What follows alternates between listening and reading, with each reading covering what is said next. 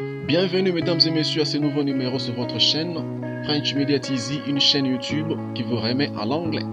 Aujourd'hui, je vais vous apporter une leçon concernant comment poser des questions en français utilisant le WH. How to ask questions using WH. Alors, si vous n'êtes pas encore abonné, abonnez-vous à la chaîne et activez la cloche de notification pour recevoir les nouvelles vidéos qui passent chaque vendredi. So, ce que je peux vous dire juste, let's go!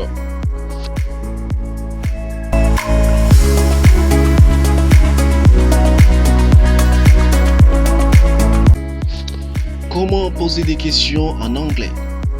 Nous avons vu dans une leçon précédente la construction des phrases en anglais. Et c'est par là qu'on a vu les phrases pour débutants. Nous allons voir comment poser des questions en anglais avec des pronoms interrogatifs. Avec des pronoms interrogatifs tels que who, why, where, when, what, which, whose and how. Voilà. Comme plusieurs gens me l'ont demandé l'autre fois sur le WH pour poser des questions, alors aujourd'hui je pense que je vous fais une vidéo plus rapide sur le WH questions. Voilà. Ces pronoms sont parmi les plus fréquents en anglais. Lorsque l'on utilise un mot interrogatif anglais tel que ceux que je viens de citer, alors la phrase prend la forme suivante. Nous avons les pronoms interrogatifs, plus auxiliaire, plus sujet et plus verbe. Voilà, c'est ça la forme que nous avons. C'est la même chose pour toutes les questions, mais on ajoute tout simplement le pronom interrogatif en début de phrase. Par exemple, what are you doing? Qu'est-ce que tu fais? Alors vous allez voir que nous avons what en premier lieu qui est le pronom, et nous avons are qui est l'auxiliaire, et nous avons le sujet qui est you, et puis nous avons le verbe doing. Voilà. J'espère que nous avons compris très bien la forme. Le deuxième exemple, nous avons where did you go yesterday? Alors, nous maintenons la même forme en where qui est comme le pronom interrogatif. Le pronom interrogatif bien sûr, nous avons did auxiliaire, you sujet. Voilà. Et puis go, c'est le verbe. Voilà, si vous n'êtes pas encore abonné, abonnez-vous à la chaîne et activez la cloche de notification pour recevoir les prochaines vidéos. Voilà, on continue.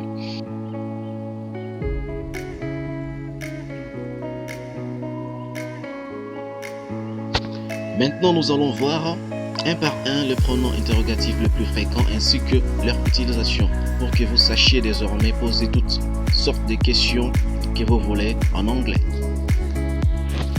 Le premier, nous avons where. On le traduit par où. Adverbe de lieu sert à se renseigner sur un lieu ou un endroit. Par exemple, nous avons where is my English book? Where is my English book? Par là, quelqu'un peut répondre par exemple your English book is on the table.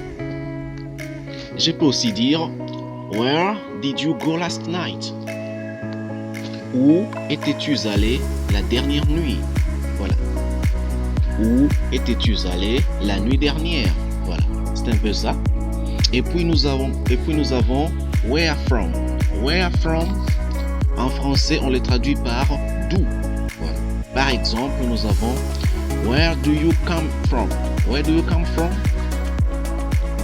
D'où viens-tu? Vous voyez au moins.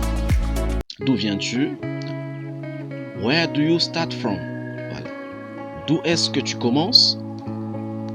Alors, j'espère que vous voyez au moins la différence entre les deux. Nous avons where and where from. Alors, where from signifie d'où et where tout simplement signifie où. Voilà. Eh bien, nous allons prendre maintenant le deuxième, why. En français, on dirait pourquoi. Why. Pourquoi. Sert donc à se renseigner sur la cause ou la raison. Par exemple, why didn't you come yesterday? Pourquoi n'es-tu pas venu hier? Why are you spending so much money on video games? Pourquoi dépenses-tu tant d'argent avec le jeu vidéo? Voilà. Là, c'était why, qui nous renseigne sur la cause ou la raison.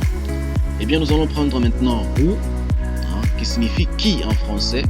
Ces mots interrogatifs nous permettent de nous renseigner sur une personne. Par exemple, who is the person in charge? Qui est le responsable? Who are you talking? Who are you talking to? À qui parles-tu? Maintenant, nous allons prendre un autre qui est whose. Whose signifie à qui. Ce mot interrogatif sert à trouver la personne qui possède un objet le plus souvent. Le plus souvent. Par exemple, si je dis whose phone is this? Whose phone is this? Voilà. Eh bien, un autre, nous avons when. When signifie quand. Là, on parle maintenant sur une date, une heure, une année ou n'importe quel moment. Par exemple, je peux dire when did you quit your job? When did you quit your job? Quand as-tu quitté ton travail? Vous voyez au moins, c'est très simple. When did you arrive? Quand est-ce que tu es arrivé? Vous voyez au moins, c'est un peu ça. Alors nous allons prendre maintenant what. What, il peut signifier quoi ou en d'autres termes que. Voilà. En français, on s'en sert pour poser une question sur un objet, une actualité, une occupation ou une profession. Par exemple, what do you study? Qu'est-ce que tu étudies? What do you do? Qu'est-ce que tu fais? What did you see? Qu'est-ce que tu as vu? Alors vous allez voir que c'est comme ça que ça marche avec what. Et puis nous allons prendre un autre. On va prendre son jumeau bien sûr. Nous avons what for. What for signifie dans quel but. Et en d'autres termes aussi, il peut signifier pourquoi. Pourquoi, mais pas exactement dans le sens que why. Voilà. Parce que why demande des informations sur la cause, tandis que what for renseigne sur le but de quelque chose. Et puis nous avons l'exemple. Je peux dire what are you waiting for? Qu'est-ce que tu attends? Voilà. What do you need? Ou je peux dire what do you need this tool for? Dans quel but as-tu besoin de cet outil? Voilà. Alors une exception, donc lorsque what est placé avec le nom, voilà. What plus le nom. Lorsqu'il est suivi par un nom dans une question, dans la plupart des cas, what s'est traduit par quel en français. Voilà. Lorsqu'il est suivi d'un nom, il peut se traduire par quel. C'est traduit par quel. Voilà. Quel. What. Quel. Par exemple, je peux dire je peux dire what kind of coffee do you like? Quel genre de café aimes-tu? Vous voyez au moins, là il signifie quel. Eh bien, nous allons voir maintenant which. Which, quel en français. Which signifie quel en français. Il a donc la même signification que what plus non. Cependant, on utilise le plus which lorsqu'on est amené à choisir parmi quelques options données. On dit que which est limitatif dans le sens où il implique un choix du type l'un ou l'autre. C'est comme ça. Ça, c'est which. Par exemple, si je dis which actor do you prefer? Quel acteur préférez-vous? Je peux aussi dire which game do you want to play? À quel jeu veux-tu jouer? Là, c'était which. Et maintenant, nous allons prendre how. How veut dire comment. dans la plupart des cas. Par exemple, how did they arrive? Comment sont-ils arrivés? Après ça, nous avons aussi how much et how many. Tous les deux signifient combien.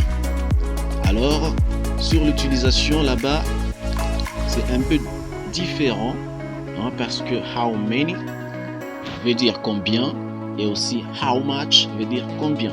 Alors nous allons voir maintenant l'exemple pour voir la différence. Nous avons par exemple, je peux dire how many children do you have?